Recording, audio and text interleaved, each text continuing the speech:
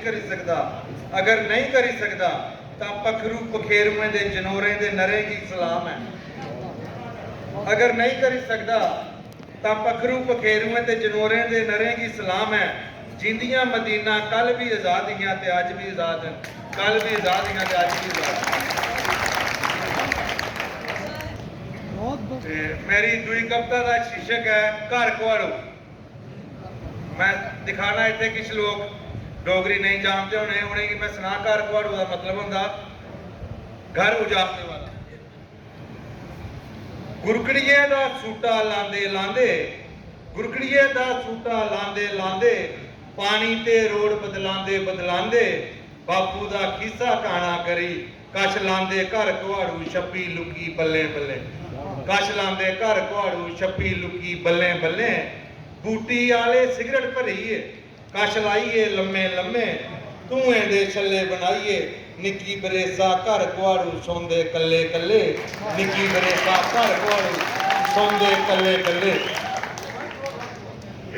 बूटी आले सिगरट भरीए, कश लाइए लम्मे लम्मे, धुएं दे छल्ले बनाइए, निक्की बरेसा घर कुआड़ू सौंदे अड़ेओ कल्ले कल्ले, तमाकू चुटकी पान मसाला चापदे ठेके गिजदे, तमाकू चुटकी पान मसाला चापदे ठेके गिजदे, माऊ बब्बे दा सिर कतराइए, दिने महीने च घर कुआड़ू डोडे भुक्की गड़कांदे छब्बे छब्बे, डोडे भुक्की गड़कांदे छब्बे छब्बे,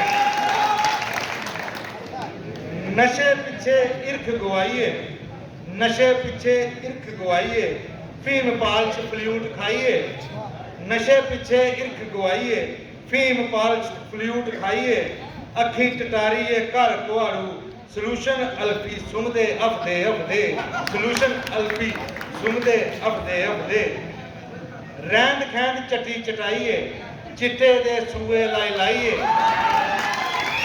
रैंद खैंद चटी चटाइए, चिट्टे दे सूए लाई लाइए, रग रग च पाक पवाइए, आंढ गुआंढ गवाइए, घर कुआड़ू अपना घर डोबदे हसदे हसदे, घर कुआड़ू अपना घर डोबदे हसदे हसदे। मैं जिन्हें की डोगरी नहीं आती उनके वास्ते मैं कोशिश की है, इसी ट्रांसलेशन हिंदी च कीता है, उनकी खातर मैं ट्रांसलेशन भी इसकी पढ़ना चाहना। इजाजत है सर? समझ आई थी सारे? आई थी, ठीक है जी, शुक्रिया।